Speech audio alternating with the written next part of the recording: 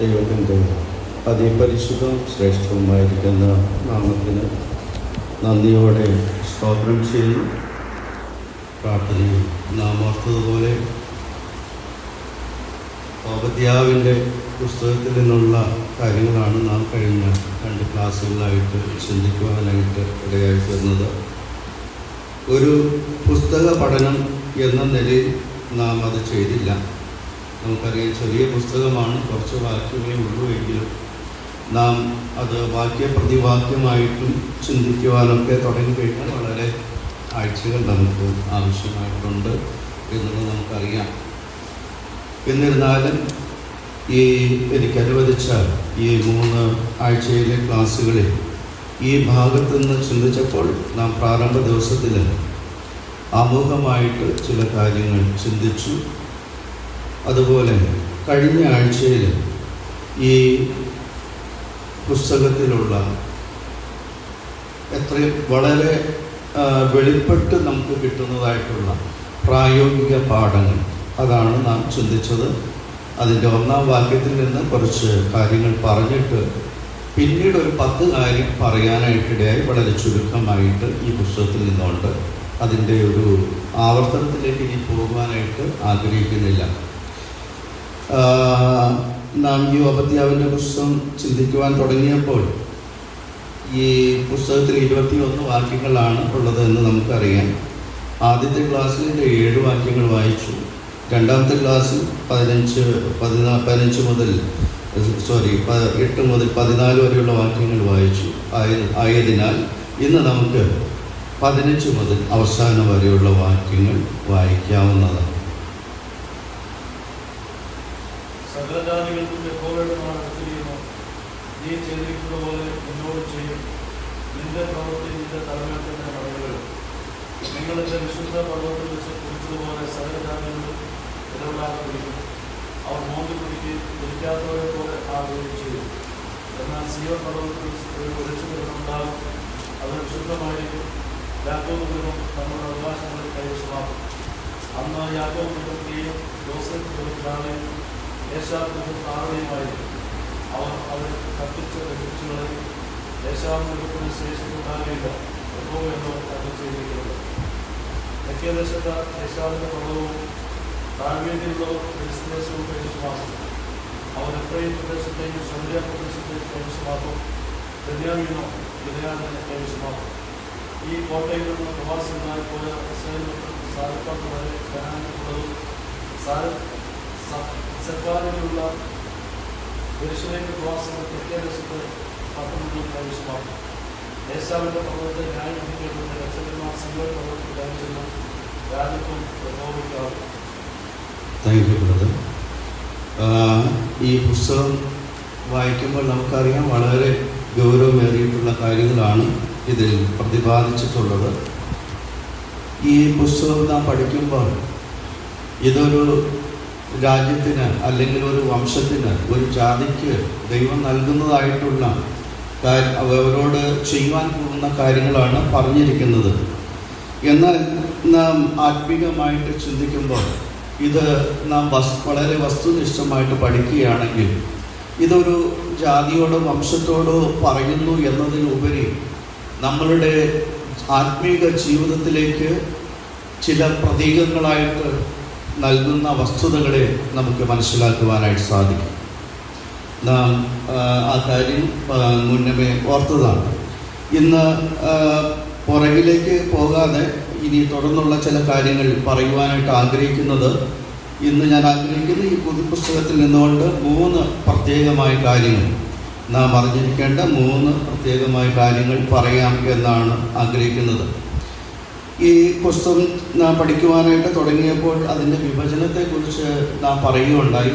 ഏദോമിൻ്റെ മേൽ വരുന്ന നാശം, ഏദോമിൻ്റെ മേൽ വരുന്ന ന്യായവിധിയുടെ കാരണം, ഏദോമിൻ്റെ മേലും മറ്റുള്ളവരുടെ മേലും വരുന്ന ന്യായവിധി, ഒടുവിലായിട്ട് 4ാമത്തെ വിഭജനമായിട്ട് നാം കണ്ടത് ഇസ്രായേലിൻ്റെ പുനഃസ്ഥാപനവും അതുപോലെ അന്തിമമായിട്ട് ദൈവരാജ്യത്തിൻ്റെ വിജയവുമായിട്ട് നാം ചിന്തിക്കുകയുണ്ടായി. അങ്ങനെ വിഭജനം നാം ഓർത്തെങ്കിലും അതിൽ നിന്ന് അതിനെ ക്രോഡീകരിച്ചുകൊണ്ട് 3 കാര്യങ്ങൾ പ്രത്യേകം ഓർക്കാം എന്നാണ് ഞാൻ ആഗ്രഹിക്കുന്നത്. ഒന്നാമതായിട്ട്, ഏതും അഹങ്കാരത്തിൻ്റെ വേരുകൾ മുളപ്പിച്ച ഒരു വംശത്തിൻ്റെ ഒരു വംശമായിട്ട് നമുക്ക് കാണുവാൻ കഴിയും. അതുപോലെ ഏതും സഹോദര വഞ്ചന ചെയ്ത ഒരു വംശമായിട്ട് നമുക്ക് കാണുവാൻ കഴിയും. 3ാമത്തെ വിഷയം, യഹോവയുടെ ദിവസവും ദൈവരാജ്യത്തിൻ്റെ വിജയവുമായിട്ടാണ് നമുക്ക് കാണുവാനായിട്ട് കഴിയുന്നത്. എന്നാൽ നാം ഇത് പഠിക്കുമ്പോൾ ഈ പുസ്തകത്തിൽ ചില കഥാപാത്രങ്ങളെ നാം ഓർക്കേണ്ടത് വളരെ ആവശ്യമാണ്. പ്രധാനമായിട്ട് 4 കഥാപാത്രങ്ങളാണ് നമുക്ക് കാണുവാനായിട്ട് കഴിയുന്നത്. ഒന്നാമത്തെ കഥാപാത്രം ഓബദ്യാവ്. ഓബദ്യാവ്, ഈ പുസ്തകം, ഓബദ്യാവ് യഹോവയുടെ ദാസൻ എന്നാണ് അതിൻ്റെ പേരിൻ്റെ അർത്ഥമെന്ന് നാം ചിന്തിക്കുകയുണ്ടായി. ഓബദ്യാവ് ഒരു പ്രവാചകനാണ്.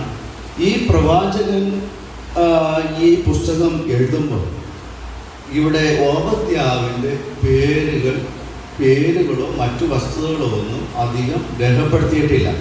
തലക്കെട്ട് ഈ പുസ്തകം ഓബദ്യാവ് എന്ന് കാണുന്നു. രണ്ടാമത് കാണുന്നത് ഓബദ്യാവിൻ്റെ ദർശനം എന്നുള്ളതാണ്. നാം ഓബദ്യാവിൻ്റെ സ്വഭാവ സവിശേഷതകളെക്കുറിച്ച് നാം ചിന്തിച്ചപ്പോൾ നാം മനസ്സിലാക്കിയ ഒരു കാര്യമുണ്ട്. ഓബദ്യാവിനെ കുറിച്ച് എന്നും ഒന്നും പറഞ്ഞിട്ടില്ല. ഓബദ്യാവ് ബൈബിളിൽ വെളിപ്പെടുത്തുന്നതായിട്ടുള്ള 12ഓളം ഓബദ്യാവന്മാരുണ്ട്. എന്നാൽ അതിൽ പെടാത്തതായിട്ടുള്ള ഒരു ഓബദ്യാവായിട്ടാണ് ഈ ഓബദ്യാവിനെ നമുക്ക് കാണുവാൻ കഴിയുന്നത്. ആ നിലയിൽ തന്നെ നിൽക്കുമ്പോൾ ഈ പുസ്തകത്തിൽ ഓബദ്യാവിൻ്റെ ജന്മസ്ഥലമോ അല്ലെങ്കിൽ കുടുംബ ചരിത്രമോ മറ്റ് യാതൊരു വിവരങ്ങളോ ഒന്നും ലഭിക്കുന്നില്ല. ഈ ചെറിയതായിട്ടുള്ള ഈ പുസ്തകത്തിൽ ദൈവത്തിൻ്റെതായിട്ടുള്ള അരുളപ്പാടുകളാണ് ഓബദ്യാവ് ഇവിടെ രേഖപ്പെടുത്തിയിരിക്കുന്നത്. മാത്രമല്ല, അത് രേഖപ്പെടുത്തിയിരിക്കുന്നതിൽ നിന്ന് ഓബദ്യാവിനുണ്ടായിരിക്കേണ്ട സ്വഭാവ സവിശേഷതകളെ കുറിച്ച് നാം ചിന്തിക്കുകയുണ്ടായി. അത് ഇപ്പോൾ ഇവിടെ വിവരിക്കുവാനായിട്ട് നമുക്ക് സാധ്യമല്ലല്ലോ. അതുകൊണ്ട് ഒരു കാര്യം മാത്രം പറയുവാനായിട്ട് ഞാൻ ആഗ്രഹിക്കുകയാണ്. ഓബദ്യാവിനെ കുറിച്ച് ഒന്നും പറയുന്നില്ല. എന്താണ് ഇവിടെ പറഞ്ഞു തുടങ്ങിയത്? ഓബദ്യാവിൻ്റെ ദർശനം എന്ന് പറഞ്ഞിട്ട് യഹോവയായ കർത്താവ് ഏദോമിനെ കുറിച്ച് ഇപ്രകാരം അരുളി ചെയ്യുന്നു എന്ന് പറഞ്ഞിട്ടാണ് ബാക്കി കാര്യങ്ങൾ പറയുന്നത്. ഇതൊരു നമുക്ക് ആത്മീയമായിട്ടുള്ള ഒരു മാതൃകയാണ്. പലപ്പോഴും ദൈവജനത്തിൻ്റെ മധ്യത്തിൽ നമ്മുടെ പ്രധാന സഭാ സമൂഹത്തിലായാലും നമുക്കത് കാണുവാനായിട്ട് കഴിയും. നമ്മൾ ആരാണെന്ന് വെളിപ്പെടുത്തുവാനായിട്ടാണ്, അല്ലെങ്കിൽ എൻ്റെ പൂർവ്വ ചരിത്രം, അല്ലെങ്കിൽ ഞാൻ ഇന്നായിരിക്കുന്നത് എന്താണെന്ന് അതൊന്ന് വെളിപ്പെടണമെന്ന് ആഗ്രഹിക്കുന്ന അനേകം ആളുകളെ നമ്മുടെ ചുറ്റുപാടുകളിൽ അത് അനേകം പേരിൽ നമുക്ക് കാണുവാനായിട്ട് കഴിയും. പക്ഷേ അത് ഈ പുസ്തകം പഠിക്കുമ്പോൾ നമുക്ക് മനസ്സിലാക്കുവാൻ കഴിയുന്നത് നാം പറയേണ്ടത് എന്താണ്? ദൈവത്തിൻ്റെ അരുളപ്പാടാണ്. അത് നാം വിശേഷാൽ ഉൾക്കൊള്ളേണ്ടത് വളരെ ആവശ്യമാണ്. അതിന് ഉദാഹരണമായിട്ട് ഞാൻ ഒരു കാര്യം പറഞ്ഞായിരുന്നു. ഒരിക്കൽ ഒരു നമ്മുടെ ഇടയിൽ മുതിർന്ന ഒരു ശുശ്രൂഷകൻ പറഞ്ഞ ഒരു ബൈബിൾ ടീച്ചർ പറഞ്ഞതായിട്ടുള്ള കാര്യമാണ്. ഒരാൾ വളരെ നന്നായിട്ട് പ്രസംഗിച്ചു. അവിടെ സുവിശേഷവും അവിടെ പറയേണ്ടതായിട്ടുള്ള ആവശ്യമുണ്ടായിരുന്നു. എന്നാൽ അവസാനം വന്നപ്പോൾ എല്ലാ രാഷ്ട്രീയവും കഥകളും മറ്റു കാര്യങ്ങളൊക്കെ പറഞ്ഞ് സമയം കളഞ്ഞിട്ട് അവസാനം വന്നിട്ട് സുവിശേഷം പറയാനായിട്ട് അദ്ദേഹത്തിന് സമയം കിട്ടിയില്ല എന്ന് അദ്ദേഹം ദുഃഖകരമായിട്ട് പറഞ്ഞത് കേട്ടത് ഞാനിവിടെ പറയുകയുണ്ടായി. പ്രിയമുള്ളവരെ, നമ്മുടെ ജീവിതത്തിൽ നാം ഒരു കാര്യം ചെയ്യുമ്പോൾ അത് എന്ത് ചെയ്യണമെന്നുള്ളത് ദൈവത്തിൽ നിന്ന് പ്രാപിച്ച് അതുപോലെ തന്നെ പറയുവാനായിട്ട് കഴിയണം. അതാണ് കർത്താവ് ശിഷ്യന്മാരെ പഠിപ്പിച്ചത്. നമുക്കറിയാം, 5 അപ്പം കൊണ്ട് 5000 പേരെ പോഷിപ്പിച്ചപ്പോൾ അവിടെ നിന്ന് ആ കാര്യം ഓർത്തതാണ്. ശിഷ്യന്മാർ അവരുടെ കയ്യിലുണ്ടായിരുന്നത് കർത്താവിലേക്ക് കൊടുത്തു, അവർ പ്രാപിച്ചിട്ടാണ് അത് ജനത്തിന് വിളമ്പിയതായിട്ട് നമുക്ക് കാണുവാനായിട്ട് കഴിയുന്നത്. ആ നിലയിൽ ഇത് ഓബദ്യാവ് ഒരു പ്രവാചകനും അതുപോലെ തന്നെ ഈ വളരെ വലിയ കാര്യങ്ങൾ പ്രഖ്യാപിക്കുന്ന ഒരാളാണെങ്കിലും ഈ കഥാപാത്രത്തെക്കുറിച്ച് അധികമൊന്നും പറയുന്നില്ല. ദൈവത്തിൻ്റെ വാക്കുകൾ മാത്രം പ്രസ്താവിക്കുന്ന ദൈവത്തിൻ്റെ ഒരു പ്രവാചകനായിരിക്കുന്നു എന്നുള്ളത് ഒരു വിശേഷതയായിട്ട് നമുക്ക് കാണുവാനായിട്ട് കഴിയും. രണ്ടാമതായിട്ട് നമുക്ക് കാണുവാൻ കഴിയുന്നത് മറ്റൊരു പ്രധാന കഥാപാത്രം ഏദോം എന്നുള്ളതാണ്. നമുക്കറിയാം ഏദോം ആരാണ്. ഏദോം ഇസ്ഹാക്കിന്റെ 2 മക്കൾ, ഇരട്ട മക്കളിൽ ഒരാളാണ് ഏദോം. യാക്കോബിന്റെ സഹോദരനായ യേശാവിന് ഉണ്ട്. അവരുടെ ജീവിതത്തിൽ അവരിൽ നിന്ന് വന്നതാണ് ഏദോം എന്ന വംശം. അവരുടെ അഹങ്കാരത്തെ കുറിച്ചാണ് ഇവിടെ വളരെ ഗൗരവത്തോടെ പറയുന്നത്. അത് നിമിത്തം അവരുടെ മേൽ വരുന്നതായിട്ടുള്ള ദൈവത്തിൻ്റെ ന്യായവിധിയാണ് നമുക്ക് കാണുവാനായിട്ട് കഴിയുന്നത്. ഒരു കാര്യം ഓർക്കുക, നാം ചെയ്യേണ്ടത് ചെയ്യാതെ നാം മുന്നോട്ട് പോകുന്നതും കുറ്റകരമായിട്ടുള്ള കാര്യമാണ്. ആർക്കും ഒരു ഉപദ്രവം ചെയ്തില്ല എങ്കിൽ തന്നെയും നാം ഉപകാരം ചെയ്യുന്നില്ല എങ്കിൽ അത് കുറ്റകരമാണ് എന്ന് ബൈബിൾ വളരെ വ്യക്തമായിട്ട് പറയുന്നുണ്ട്. നന്മ ചെയ്യുവാൻ അറിഞ്ഞിട്ടും അത് ചെയ്യാത്തവന് അത് പാപം തന്നെ എന്നാണ് പറയുന്നത്. എന്നാൽ ഇവരെ സംബന്ധിച്ചിടത്തോളം എന്താണ്, ഇവർ നിഷ്ക്രിയരായിരുന്നു. എന്നാൽ ചില സമയത്ത് അവര് നിഷ്ക്രിയർ അല്ലായിരുന്നു. ഏത് സമയത്താ? അവര് സഹോദരന്റെ അപായ ദിവസത്തില്, അവരുടെ കഷ്ട ദിവസത്തില് അവർക്കെതിരായിട്ട് അവരെ ഓർത്ത് രസിക്കുകയും അവരെ ഓർത്ത് വമ്പ് പറയുകയും അങ്ങനെ പല നിലകളിൽ അവർ പ്രതികരിച്ചതായിട്ട് നമുക്ക് കാണുവാനായിട്ട് കഴിയും ഇവിടെ. എന്നാൽ ഈ ഓബദ്യാവിനെ, ഈ ഏദോമിനെ കുറിച്ച് നാം ചിന്തിക്കുമ്പോൾ ദൈവത്തിൻ്റെ ശിക്ഷ അവരുടെ മേൽ വരികയാണ്. അവർ പറയുന്നത് എന്താണ്? അതിൻ്റെ 3-ാം വാക്യത്തിൽ വായിക്കുന്നുണ്ട്. അവരെ കുറിച്ച് നിന്റെ ഹൃദയത്തിൻ്റെ അഹങ്കാരം നിന്നെ ചതിച്ചിരിക്കുന്നു എന്നാണ് പറഞ്ഞിരിക്കുന്നത്. അങ്ങനെ വളരെ വളരെ ഗൗരവമായിട്ടുള്ള ഒരു പാപത്തിന് അടിമയായിരുന്നു ഈ ഏദോം എന്നുള്ളത് നമുക്ക് കാണുവാനായിട്ട് കഴിയും. അതുപോലെ ഇസ്രായേൽ എന്നുള്ള ഇവിടുത്തെ കഥാപാത്രമാണ്. ഏദോം എതിര് നിന്നത് തൻ്റെ സഹോദരന് എതിരായിട്ടാണ്. സഹോദരനെതിരെ ചെയ്യരുതാത്തത് ചെയ്തു, ചെയ്യേണ്ടത് ചെയ്തില്ല എന്ന മാരകമായിട്ടുള്ള കുറ്റമാണ് ഏദോമ്യർ ചെയ്തത്. എന്നാൽ ഇസ്രായേലിനെ കുറിച്ച്, ഇസ്രായേൽ ദൈവഭാഗത്ത് വിശ്വസ്തയോടെ നിന്നു. അവർക്ക് ദൈവത്തിൻ്റെതായിട്ടുള്ള ശരിയായിട്ടുള്ള അവരുടെ സഹായം അവർക്ക് ലഭിക്കുന്നതായിട്ട് ഈ പുസ്തകത്തിൽ നമുക്ക് കാണുവാൻ കഴിയും. അവരെ പുനഃസ്ഥാപിക്കുന്നു, ദൈവരാജ്യത്തിൻ്റെ വിജയം വരുന്നത് നമുക്ക് കാണുവാൻ കഴിയും. എന്നാൽ ഈ ഇസ്രായേൽ ജനം ഈ ഏദോമിനാൽ പീഡിതരാകുകയും അവരെ തകർച്ചകൾ അനുഭവിക്കുകയും ചെയ്തതായിട്ട് നമുക്ക് കാണുവാൻ കഴിയും. 4-ാമത്തെ കഥാപാത്രം മറ്റാരുമല്ല, നമ്മുടെ ദൈവമാണ്, നമ്മുടെ യഹോവയായ ദൈവമാണ്. ദൈവം ഇവിടെ എന്താണ് ചെയ്യുന്നത്? യഥാർത്ഥ കേന്ദ്ര കഥാപാത്രമായിട്ട് ദൈവം നിൽക്കുകയാണ്. എല്ലാറ്റിലും ദൈവികമായിട്ടുള്ള പദ്ധതികളാണ് വിജയിക്കുന്നത്. മനുഷ്യൻ ഇപ്പോൾ ആദ്യം പ്രാർത്ഥിച്ചപ്പോൾ ഓർക്കുണ്ടായി, മനുഷ്യൻ എന്ത് തന്നെ ഇവിടെ ചെയ്താലും അവസാനം ആത്യന്തികമായിട്ട് വിജയം കൈവരിക്കുന്നത് ദൈവികമായിട്ടുള്ള കാര്യങ്ങളാണ്. ഇന്ന് പല നിലകളിൽ ഇങ്ങനെയുള്ള ശക്തികൾക്ക് വിജയം കണ്ടാൽ തന്നെ അവസാനത്തേക്ക് കടന്നു വരുമ്പോൾ ദൈവത്തിൻ്റെ ആ രാജ്യമാണ്, അവർക്കാണ് വിജയം എന്നുള്ളത് നമുക്ക് കാണുവാനായിട്ട് കഴിയും. 21-ാം വാക്യം അതാണല്ലോ പറയുന്നത്. യേശാവിൻ്റെ പർവ്വതത്തിൽ ന്യായം വിധിക്കേണ്ടതിന് രക്ഷകന്മാർ സിയോൻ പർവ്വതത്തിൽ നിന്ന് കയറി ചെല്ലും, രാജ്യത്വം യഹോവയ്ക്കാകും എന്ന് നമുക്ക് കാണുവാനായിട്ട് കഴിയും. അപ്പോൾ ചുരുക്കത്തിൽ നാം പറയുമ്പോൾ ഓബദ്യാവ് ഇവിടെ എന്താണ് ചെയ്യുന്നത്? ദൈവത്തിൻ്റെ അരുളപ്പാടുകൾ അറിയിക്കുന്ന ഒരു പ്രഖ്യാപകനായിട്ടാണ് നമുക്ക് കാണുവാനായിട്ട് കഴിയുന്നത്. അതുപോലെ ഏദോമിനെ കുറിച്ച് നാം ചിന്തിക്കുമ്പോൾ അവർക്ക് ഒരു വിധി വരുന്നു. വിധി ലഭിക്കുന്നവരായിട്ട് ഏദോമിനെ കുറിച്ച് നമുക്ക് കാണുവാൻ കഴിയും. എന്നാൽ ഇസ്രായേലിനെ കുറിച്ച് ചിന്തിക്കുമ്പോൾ അവര് പീഡിതരും പുനഃസ്ഥാപിതരുമായിട്ടുള്ള ഒരു അവസ്ഥയിലേക്ക് അവർ മാറ്റപ്പെടുന്നു.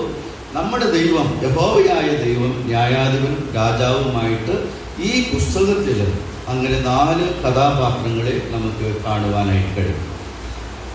നാം വീണ്ടും ചിന്തിക്കുമ്പോൾ ഏദോം എന്നത് ബൈബിളിൽ വളരെ പ്രധാനപ്പെട്ട ഒരു ജാതിയെ വെളിപ്പെടുത്തുന്നതായിട്ട് നമുക്ക് കാണുവാൻ കഴിയും. 2 വംശങ്ങളിൽ നമുക്ക് കാണുവാൻ കഴിയുന്നു. ഒന്ന് ഇസ്രായേൽ, മറ്റൊന്ന് ഏദോം എന്ന വംശത്തെ നമുക്ക് കാണുവാനായിട്ട് കഴിയും. ഇത് വളരെ ചരിത്രപരമാണ് എങ്കിൽ തന്നെയും ഇവരെ കുറിച്ച് നാം പഠിക്കുമ്പോൾ ആത്മീയമായിട്ടുള്ള ചില അർത്ഥങ്ങൾ ഇതിൽ നിന്ന് നമുക്ക് ലഭിക്കുന്നത് നമുക്ക് കാണുവാൻ കഴിയും. ഏതോമാരാണെന്ന് നാം ചിന്തിക്കുകയുണ്ടായി. ഏതോ എന്ന് പറയുന്നത് യേശാവിൻ്റെ വംശപരമ്പരയായിട്ട് നമുക്ക് കാണുവാൻ കഴിയും. ഏതോ എന്ന പേരിന് അർത്ഥം ചുവന്നവൻ. ചുവന്നവൻ എന്നാണ്. ചുവന്നവൻ എന്നുള്ള പേര് അങ്ങനെ ലഭിക്കാൻ കാരണം എന്താണെന്നുള്ളത് ഉൽപ്പത്തി പുസ്തകത്തിൽ വായിക്കുന്നത് വളരെ പരിചയമുള്ള ഭാഗമാണ്. യേശാവ് വേട്ടയാടി വന്ന് ഒന്നും കിട്ടിയില്ല, ക്ഷീണിതനായിട്ട് കടന്നു പോയപ്പോൾ യാക്കോബ് ഉണ്ടാക്കിയ, തൻ്റെ സഹോദരൻ ഉണ്ടാക്കിയ ചുവന്ന പായസം, പയർ പായസമായിരിക്കാം.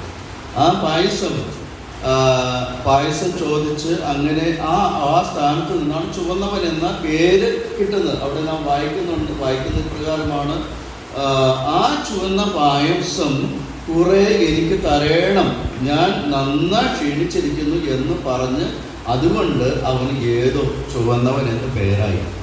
ഒരു കാര്യം ഞാൻ ഇതിനോട് ബന്ധപ്പെട്ടല്ലെങ്കിൽ ഒരു കാര്യം ഓർപ്പിക്കുകയാണ്. ഏതോ അങ്ങനെ അവിടെ യേശാവ് ആ കാര്യം ചെയ്തപ്പോൾ എന്താണ് അവിടെ സംഭവിച്ചത്? അവരുടെ ഇടയിൽ നടന്നു വന്നിരുന്നതായിട്ടുള്ള ഒരു വലിയ ഒരു അനുഗ്രഹത്തെ അവൻ ഇല്ലാതാക്കുകയാണ് ചെയ്യുന്നത്.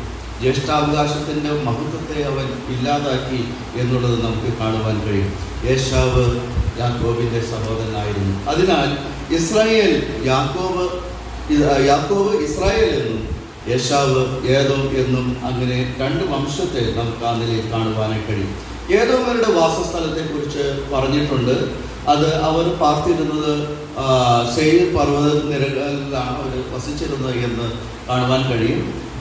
അത് ഇന്നത്തെ ജോർദാൻ പ്രദേശങ്ങളോട് ചേർന്നിട്ടുള്ള മലനിരകളാണ് എന്നാണ് പറയുന്നത്. അതുപോലെ ഏദോമിൻ്റെ ഇസ്രായേലുമായിട്ടുള്ള ബന്ധത്തെക്കുറിച്ച് നാം ചിന്തിക്കുമ്പോൾ ഏദോം ഇസ്രായേലിലെ സഹോദര ജാതിയായിരുന്നു. എന്നാൽ പരസ്പര വൈരുദ്ധ്യമായിട്ട് തോന്നാവുന്നതായിട്ടുള്ള കാര്യം ഇവരുടേതായിട്ടുള്ള ശത്രുത എന്നുള്ളത് ഭയങ്കര ബലമേറിയതായിരുന്നു. നാം ചിന്തിക്കുമ്പോൾ സഹോദരന്മാർക്ക് തമ്മിൽ അങ്ങനെ വൈര്യം ഉണ്ടാകുമോ? ഈ കളിക്കുമ്പോൾ ഉണ്ടാകുമെന്നാണ് പറയുന്നത്. നമ്മുടെ സമൂഹത്തിൽ അങ്ങനെയുള്ളവരുണ്ടെന്നാണ് പറയുന്നത്. ഒരിക്കൽ രണ്ടുപേരെ കുറിച്ച് ഞാൻ കേട്ടത്, അവർ രണ്ടുപേരും ദൈവദാസന്മാർ, ഒരു അപ്പനും അമ്മയ്ക്കും ജനിച്ചവർ.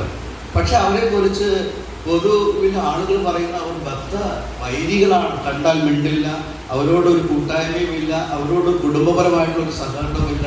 ഞാൻ ചിന്തിച്ച ദൈവം ഇങ്ങനെയും ആളുകളുണ്ടോ? വാസ്തവത്തിൽ അങ്ങനെ ഈ കാര്യം ചിന്തിച്ചപ്പോൾ ഞാൻ ഓർത്തത് ആ കാര്യം. ഇവിടെ ഏതോമും ഇസ്രായേലും എന്ന് പറയുന്നത് ഒരു അപ്പന്റെ രണ്ട് സന്തതികളാണ്. നമ്മൾ പറയുന്നത് കൂടപ്പിറപ്പുകളാണ്.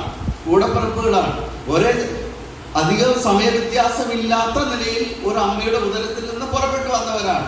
അവരാണ് ഈ സംഗതി ചെയ്യുന്നത്. എത്രയോ ഗൗരവമായിട്ടുള്ള കാര്യമാണ്. ഇവര് സഹോദര ജാതി ആയിരുന്നെങ്കിലും വൈരവും വിരോധവും ഉള്ളവരായിരുന്നു എന്നുള്ളത് നമുക്ക് കാണുവാൻ കഴിയുന്നുണ്ട്. തിരുവെഴുത്ത് അത് വളരെ വ്യക്തമാക്കുന്നുണ്ട്. സംഖ്യാപുസ്തകം 20-ാം അധ്യായം അതിൻ്റെ 14 മുതൽ 21 വരെയുള്ള വാക്യങ്ങൾ വായിക്കുമ്പോൾ അവിടെ ഇവരെ കുറിച്ച് വിവരിച്ചിരിക്കുന്നത് വളരെ ദുഃഖകരമായിട്ടുള്ള കാര്യമായിട്ട് നമുക്ക് കാണുവാനായിട്ട് കഴിയുന്നുണ്ട്. നിങ്ങൾ പിന്നീട് ആ ഭാഗം എടുത്ത് വായിച്ചാൽ മതിയാകും. പിന്നീട് അങ്ങനെ നാം നോക്കുമ്പോൾ ആ ഭാഗത്ത് പറഞ്ഞിരിക്കുന്ന ഒരു കാര്യമുണ്ട്. അവിടെ അതിൻ്റെ 14-21 നമ്മൾ വായിച്ചേൽപ്പിക്കാം. ബാക്കി പിന്നീട് നിങ്ങൾ വായിച്ചാൽ മതി. അവിടെ എങ്ങനെയാണ് വായിക്കുന്നത്? ഇങ്ങനെ ഏതോ തൻ്റെ അതിൽ കൂടി കടന്നു പോകുവാൻ ഇസ്രായേലിനെ സമ്മതിച്ചില്ല. ഇസ്രായേൽ അവനെ വിട്ട് ഒഴിഞ്ഞുപോയി. നോക്കുക, രണ്ട് പ്രതിഭാസങ്ങളാണ് ഇവിടെ കാണുവാനായിട്ട് കഴിയുന്നത്. ഇവരുടെ ഈ വൈരം, അവർക്ക് തമ്മിലുണ്ടായതായിട്ടുള്ള ആ പിളർപ്പുകൾ എത്രയോ വലുതായിരുന്നു. ഇസ്രായേലിന് ഒരു വേള ഏദോമിൻ്റെ അതിർക്കകത്തൂടെ കടന്നു പോകേണ്ടി വന്നു. പക്ഷേ ഏദോം അവനെ സമ്മതിച്ചില്ല. അവൻ്റെ അതിൽ കൂടെ ഇതിലൂടെ കടന്നു പോകരുത്. നമ്മുടെ ഭാഷയിൽ പറഞ്ഞാൽ അതാണ് സംഭവിച്ചത്. ഇസ്രായേൽ എന്താ ചെയ്തത്? അവിടെ വഴക്കിനൊന്നും പോയില്ല. അവിടെ വായിക്കുന്നത് ഇസ്രായേൽ അവനെ വിട്ട് ഒഴിഞ്ഞു. ഇവിടെ ഇത് നമ്മുടെ ജീവിതത്തിലേക്ക് ഒരു മാതൃക കൊണ്ട് തരികയാണ്. ഏതൊരു മനുഷ്യൻ്റെ ജീവിതത്തിൽ എന്തുണ്ടാകാം? വഴക്കുണ്ടാകാം, ഭിന്നതകളുണ്ടാകാം. പക്ഷേ ഞാൻ സാധാരണ പറയുന്ന ഒരു കാര്യമുണ്ട്, രണ്ട് കൈകൾ തമ്മിൽ കൂട്ടിയടിച്ചാലേ എന്തുണ്ടാവുള്ളൂ? സൗണ്ട് ഉണ്ടാവുള്ളൂ. അത് ഒരു മാതൃകയായിട്ട് നമുക്ക് കാണുവാനായിട്ട് കഴിയും. ഇസ്രായേൽ ജനങ്ങളെ കടത്തിവിടുവാൻ ഏതോ നിരസിച്ചു. പലപ്പോഴും ഇസ്രായേലിനെതിരെ അവർ പോരാട്ടത്തിന് വന്നതായിട്ടൊക്കെ നമുക്ക് കാണുവാൻ കഴിയും. മാത്രമല്ല, വളരെ പരിചയമുള്ള ഒരു ഭാഗമുണ്ടല്ലോ, സങ്കീർത്തനങ്ങൾ 137:1 അവരുടെ ഈ ഏദോമിൻ്റെ ക്രൂരതയെക്കുറിച്ച് അവിടെ വായിക്കുന്നുണ്ട്. ബാബേൽ നദീ തീരത്തിരുന്നുകൊണ്ട് ഇസ്രായേൽ പറഞ്ഞതായിട്ടുള്ള കാര്യം, അവരുടെ കിന്നരങ്ങൾ അലരി വൃക്ഷത്തിൻ്റെ കൊമ്പുകളിൽ തൂക്കിയിട്ടിട്ട് അവർ അവിടെ ഗീതം അവിടുന്ന് പാട്ട് പാടുന്നതാണ് കാണുന്നത്. അപ്പോൾ അവർ പാടുമ്പോൾ അതിൻ്റെ 7-ാം വാക്യത്തിൽ പറയുന്ന ഒരു കാര്യമുണ്ട്. എന്താണെന്ന് അറിയാമോ? ഏദോമിന് പറഞ്ഞു, ഇടിച്ച് കളവേ, പോരാ, അടിസ്ഥാനം വരെ ഇടിച്ചു കളയണം എന്നാണ് അവർ പറഞ്ഞത്. അതിൻ്റെ അർത്ഥം എന്താ? അവരെ ഉന്മൂലനാശം ചെയ്യണം. അവരെ ഉന്മൂലനാശം ചെയ്യണം. ആരാ? സഹോദരജാതിയാണ്. ഈ സഹോദരജാതിയെ അവരെ ഇടിച്ചു കളയൂ, അടിസ്ഥാനം വരെ ഇടിച്ചു കളയൂ, അവരെ ഉന്മൂലനാശം ചെയ്യൂ. നമ്മൾ നമ്മുടെ ഭാഷയിൽ പറഞ്ഞു കഴിഞ്ഞാൽ വേരോടെ പിഴുത്ത് കളയാനായിട്ടാണ് അവർ പറഞ്ഞത്. എത്രയോ വലിയ ക്രൂര മനോഭാവമുള്ളവരായിരുന്നു എന്നാണ് നമുക്ക് കാണുവാനായിട്ട് കഴിയുന്നത്. യെരൂശലേം നശിച്ചപ്പോൾ ഏദോം സന്തോഷിക്കുകയാണ് ചെയ്തത്. എന്നാൽ ആ കാര്യം പറയുമ്പോൾ അവിടെ ദൈവത്തിൻ്റെ ആത്മ പറയുന്ന ഒരു കാര്യമുണ്ട്. എന്താണ് പറയുക? ഇടിച്ചു കളവിൽ, അടിസ്ഥാനം വരെ അതിനെ ഇടിച്ചു കളവിൽ എന്നിങ്ങനെ പറഞ്ഞ ഏദോമിയർക്കായിട്ട് തുടർന്ന് വരുന്ന വാക്യം വളരെ ശ്രദ്ധയോടുകൂടി ഓർക്കണം. എന്താണ് അവർ ഓർത്തത്? യഹോവേ യെരൂശലേമിന്റെ നാൾ ഓർക്കണമേ. ഇവിടെ ഓബദ്യാവ് പറയുമ്പോൾ അവർക്ക് ഏദോമിയർക്കുള്ള യഹോവയുടെ ദിവസം ഇവിടെ വന്നെത്തിയിരിക്കുകയാണ്. അവർക്ക് വരുന്നതായിട്ടുള്ള ന്യായത്തെക്കുറിച്ച് വളരെ വ്യക്തമായിട്ടും ദൈവത്തിൻ്റെ ആത്മാവ് പറയുകയാണ്. പിന്നീട് നാം നോക്കുമ്പോൾ ഏദോമിൻ്റെ പ്രധാന പാപങ്ങൾ എന്താണ് എന്നുള്ളത് ഒന്നാമത് നാം പലപ്പോഴും ഓർത്തതാണ് അഹങ്കാരം. അവരുടെ 3-ാം വാക്യത്തിൽ നാം കണ്ടതുപോലെ അഹങ്കാരം അവരുടെ പ്രധാന പാപത്തിൻ്റെ കാര്യമായിരുന്നു. അഹങ്കാരം എന്നുള്ളതിന് എന്താണ് എന്ന് നമുക്കറിയാം. എന്താണ് അറിയാമോ? അഹങ്കാരം എന്ന് പറഞ്ഞു കഴിഞ്ഞാൽ ഞാൻ എന്നുള്ളതായിട്ടുള്ള ഭാവമാണ്, ഞാനെന്തോ സംഭവമാണ് എന്നുള്ളതായിട്ടുള്ള വിചാരമാണ്. ഞാനല്ലാതെ മറ്റൊന്നും ശരിയല്ല എന്ന ചിന്തയിലേക്കാണ് അഹങ്കാരം കൊണ്ട് ചെന്നെത്തിക്കുന്നത്. അത് തന്നെ ഇവരും പറയുന്നത്. ഇവരെന്താ പറയുന്നത്? 3-ാം വാക്യത്തിൽ എന്താ പറയുന്നത്? എന്നെ നിലത്ത് തള്ളിയിടും. ഇവരെവിടെയാ? പാറപ്പിളപ്പുകൾ. ഈ പാറപ്പിളപ്പുകളിൽ നിന്ന് എന്നെ നിലത്ത് തള്ളിയിടും എന്ന് അവരെവിടെയാ പറയുന്നത്? ഹൃദയത്തിൽ പറയുകയാണ്. ഈ പാപം, അഹങ്കാരം എന്നുള്ള പാപം അവന്റെ ഹൃദയത്തിൽ അവൻ താലോലിച്ചു കൊണ്ട് നടക്കുകയാണ്. നമുക്കറിയാം, പുതിയ നിയമങ്ങളിലേക്ക് കടന്നു വരുമ്പോൾ അഹങ്കാരത്തോട് ബന്ധപ്പെട്ട് പിന്നീട് വരുമ്പോൾ ഈ അഹങ്കാരം മനുഷ്യനെ പലതും ചെയ്യുവാനായിട്ട് അനുവദിക്കുന്ന കാര്യമായിട്ടാണ് നമുക്ക് കാണുവാൻ കഴിയും. അനേക പാപങ്ങൾക്ക് കാരണം ഈ അഹങ്കാരമാണ്. മറ്റൊന്നും മനസ്സിലാക്കുവാനായിട്ട് ബന്ധപ്പെടാതെ ഞാൻ എന്തുവാണെന്ന് വിചാരിച്ച് നമ്മളിലൊക്കെ കടന്നു വന്നിട്ടുണ്ടാകാം, അറിഞ്ഞുകൂടാ. അത് നാം തന്നെ ചിന്തിച്ച് മനസ്സിലാക്കേണ്ട കാര്യമാണ്. അങ്ങനെ ചിന്തിച്ച് പോകുമ്പോൾ നമ്മുടെ ഹൃദയത്തിലേക്ക് അനേകമായ പാപങ്ങൾ കടന്നു വരും. എന്നാൽ നമുക്കുള്ള നിർദ്ദേശം എന്താണ്? ഒരു തമ്മിൽ ഷാഠ്യം, ഫിലിപ്പിയ ലേഖനത്തിൽ പറയുന്ന 2-ാം അധ്യായം 3-ാം വാക്യം, ഷാഠ്യത്താലോ ദുരഭിമാനത്താലോ ഒന്നും ചെയ്യാതെ മറ്റുള്ളവനെ തന്നേക്കാൾ ശ്രേഷ്ഠൻ എന്നാണ്. അപ്പോൾ കാര്യം അവിടെ ജയിച്ചില്ലേ? നമുക്കുള്ള പ്രശ്നം എന്താണ്? നമ്മൾ വിട്ടുകൊടുക്കില്ല. അന്ന് വിട്ടുകൊടുത്താൽ നമ്മൾ എന്തോ അങ്ങ് താണുപോയെന്നാണ് നമ്മുടെയൊക്കെ വിചാരം. പക്ഷേ അങ്ങനെയല്ല.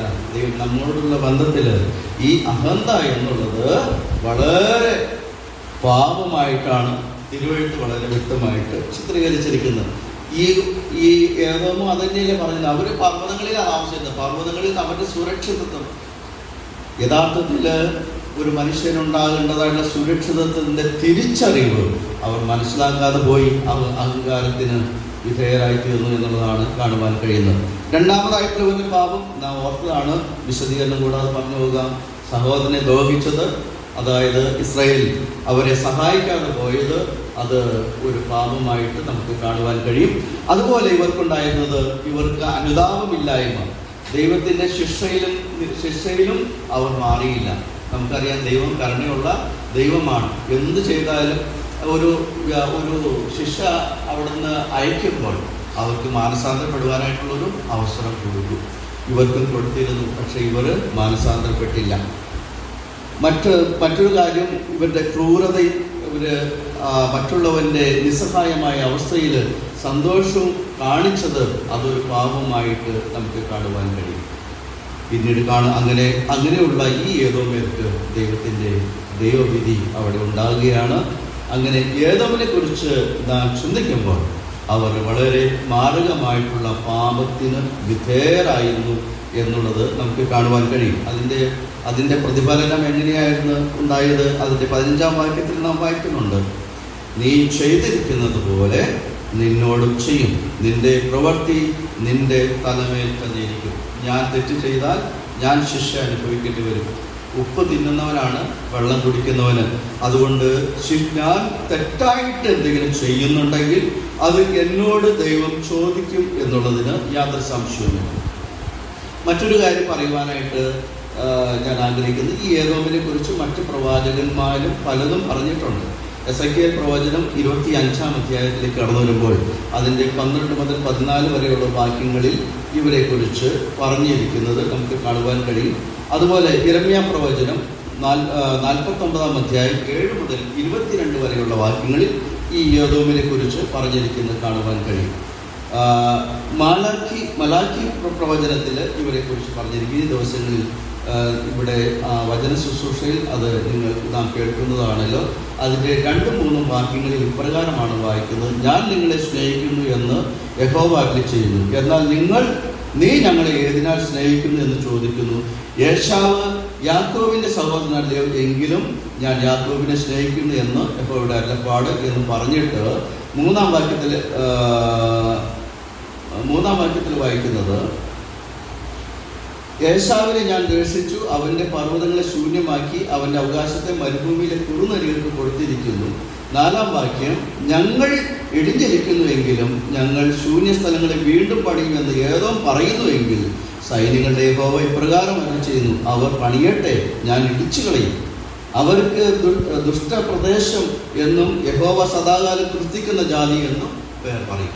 അപ്പോൾ ഈ പ്രവാചകന്മാരൊക്കെ എന്ന് പറഞ്ഞിട്ടുണ്ട്, എല്ലായിടത്തും ഏതം ആരാണെന്ന് അവര് നശിപ്പിക്കപ്പെടുവാനായിട്ടുള്ള ജാതിയായിട്ട് ദൈവത്തിൻ്റെ ആത്മാവിനാൽ പറഞ്ഞിരിക്കുന്നത് നമുക്ക് കാണുവാൻ കഴിയും. അതുകൊണ്ട് ആത്മീകമായ ഭാഷയിൽ നാം ചിന്തിക്കുമ്പോൾ ഏതോ ഒരു ജാതി മാത്രമല്ല എന്നുള്ള ഒരു നിലപാടിലേക്ക് നാം കടന്നു വരണം. അത് ഒരു ആത്മീകമായ പ്രതീകമാണ് എന്ന് ചിന്തിക്കുമ്പോൾ ഈ കാലഘട്ടത്തിലേക്ക് നമുക്ക് മതിയായതായിട്ടുള്ള ചില സന്ദേശങ്ങൾ ഈ പുസ്തകത്തിൽ നിന്ന് ലഭിക്കും എന്നുള്ളതിന് യാതൊരു സംശയവുമില്ല. അതുകൊണ്ട് നാം ദൈവവചനം പഠിക്കുമ്പോൾ അതിലെ ആത്മീയമായിട്ടുള്ള പ്രായോഗിക പാഠങ്ങളെ മനസ്സിലാക്കി മുന്നോട്ട് പോകുവാനായിട്ട് കർത്താവ് നമ്മെ സഹായിക്കട്ടെ. അഹങ്കാരം നാശത്തിലേക്ക്, ദ്രോഹം വിധിയിലേക്ക് കൊണ്ടുവരുന്നു, ദൈവവിരോധം നാശത്തിലേക്ക് കൊണ്ടുവരുന്നു. എന്നാൽ ദൈവത്തെ ഭയപ്പെടുന്നവൻ നിലനിൽക്കും. അതാണ് ഇവിടെ കാണുന്നത്. സഹോദര ജാതിയായിരിക്കുന്ന ഇസ്രയേലിന് അവിടെ രക്ഷ കടന്നു വരുന്നത് എവിടെ നിന്നാണ്? രക്ഷകന്മാർ സിയോൻ പർവ്വതത്തിൽ, അവിടെ ഏശാവിൻ്റെ പർവ്വതത്തെ ന്യായം വിധിക്കേണ്ടതിന് രക്ഷകന്മാർ സിയോൻ പർവ്വതത്തിൽ കയറി ചെല്ലും, രാജ്യത്വം യഹോവയ്ക്കുള്ളതാകും എന്ന് അവിടെ പറയുകയാണ്. പിന്നീട് നാം ഓർത്തതായിട്ടുള്ള വിഷയം എന്നുള്ളത് അഹങ്കാരത്തിൻ്റെ വേരുകളാണ്. അഹങ്കാരത്തിൻ്റെ വേരുകൾ. നമുക്കറിയാം, അഹങ്കാരം എന്നുള്ളത് ഒറ്റ നിമിഷം കൊണ്ട് വരുന്ന ഒരു കാര്യമല്ല. അത് കാലക്രമേണ രൂപപ്പെടുന്നതായിട്ടുള്ള കാര്യമാണ്. പല പാപങ്ങളും അങ്ങനെ ചെയ്യുന്ന പാപങ്ങളുണ്ട്. അറിവില്ലായ്മയിൽ ചെയ്യുന്ന പാപങ്ങൾ, അനേകമായ പാപങ്ങൾ എന്താണ്? അതിൻ്റെ പിന്നിലൊരു പൂർവ്വചരിത്രമുണ്ട്. നമ്മുടെ ഹൃദയത്തിൽ നാം അത് താലോലിക്കുകയാണ്. ഇന്നത് എനിക്ക് ചെയ്യണം, ഇന്ന കാര്യങ്ങൾ, ഇന്ന കാര്യത്തോടുള്ള ബന്ധത്തിൽ ഇന്നത് ചെയ്യണം.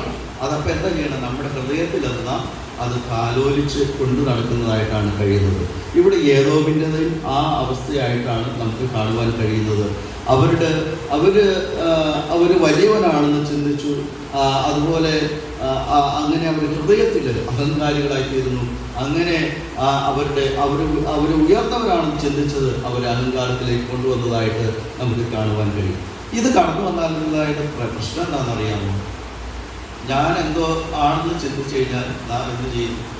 ദൈവത്തെ പറയും. നമ്മൾ പലപ്പോഴും ഈ കാര്യത്തിൽ നമുക്ക് കർത്താവിനെ ബുദ്ധിമുട്ടിക്കേണ്ട ആവശ്യമില്ല, ചെറിയ കാര്യമല്ല. എന്നാൽ അങ്ങനെയല്ല, നമ്മൾ ഏത് കാര്യത്തിനും എന്ത് വേണം? ദൈവത്തിൻ്റെ സന്നദ്ധയിൽ ആലോചന വേണം. അതുകൊണ്ടാണ് ഒരു പാട്ടുകാരൻ പ്രകാരം എത്ര നിസ്സാരമായ കാര്യമാണെങ്കിലും എന്നെ കൊണ്ടാവില്ല, സാധിപ്പാൻ ദൈവമുണ്ട്. നമ്മളൊക്കെ പറയും നമ്മുടെ എൻ്റെ കൈമെടുക്കൊണ്ട് അത് ചെയ്യാം എന്ന് നാം ചിന്തിക്കും. പക്ഷെങ്കിൽ അങ്ങനെയല്ല. ദൈവവചനത്തിൻ്റെ അടിസ്ഥാനം നമ്മുടെ സകല കാര്യങ്ങളും ദൈവത്തിൽ പരമേൽപ്പിക്കാനായിട്ടാണ് പറഞ്ഞിരിക്കുന്നത്. 57-ാം സങ്കീർത്തനത്തിൽ ഇപ്രകാരം പറയുന്നുണ്ടല്ലോ, ഞാൻ അത്യുന്നതനായിരിക്കുന്ന ദൈവത്തെ വിളിച്ചപേക്ഷിക്കുന്നു, എനിക്ക് വേണ്ടി സകലം നിർവഹിക്കുന്ന ദൈവത്തെ തന്നെ എന്നുള്ളത് നമുക്ക് കാണുവാൻ കഴിയും. പ്രിയമുള്ളവരെ, അഹങ്കാരം ജീവിതത്തിലേക്ക് കടന്നു വന്നാൽ ഒന്നാമത് സംഭവിക്കുന്ന ദൈവത്തെ മറക്കും. രണ്ടാമതായിട്ട് കാണണം എന്താണെന്ന് എന്ന് വെച്ച് കഴിഞ്ഞാൽ ചില ബന്ധങ്ങൾക്ക് ഉലച്ചിലുണ്ടാകാം. അത് വളരെ കൂലങ്കക്ഷമായിട്ട് മനസ്സിലാക്കണം. അഹങ്കാരം കടന്നു വരുമ്പോൾ ചിലരൊക്കെ എന്ത് ചെയ്യും? അവഗണിക്കും. തീർച്ചയാണ് ഇന്ന് അവഗണനകൾ നമ്മുടെ ഏത് മേഖല പല മേഖലകളിൽ നമുക്ക് കാണാനായിട്ട് കഴിയും. കുടുംബത്തിൽ കാണാൻ കഴിയും, സഭകളിൽ കാണാൻ കഴിയും, സമൂഹത്തിൽ കാണാൻ കഴിയും, രാഷ്ട്രീയ തലത്തിൽ കാണാൻ കഴിയും. ഏത് തലത്തിൽ നോക്കിയാൽ അവഗണനകളെ നമുക്ക് കാണുവാൻ കഴിയും. അങ്ങനെ കടന്നു വരുമ്പോൾ അഹങ്കാരം കടന്നു വരുന്നത് ബന്ധങ്ങളെ അത് ക്ഷയിപ്പിക്കുന്നതായിട്ട് നമുക്ക് കാണുവാൻ കഴിയും. മാത്രമല്ല, അഹങ്കാരം എന്ത് ചെയ്യും? നമ്മെ വീഴിക്കും. പ്രിയമുള്ളവരെ, വീഴ്ച അത് ഭയങ്കരമാണ്. അതുകൊണ്ട് ആത്മീയമായ വിഷയങ്ങൾ നാം പഠിക്കുമ്പോൾ നാം അഹങ്കാരമുള്ളവരാണെങ്കിൽ തീർച്ചയായിട്ടും വീഴ്ച ഉണ്ടാകും എന്നുള്ളത് നാം അറിഞ്ഞിരിക്കേണ്ടതായിട്ടുള്ള കാര്യമാണ്.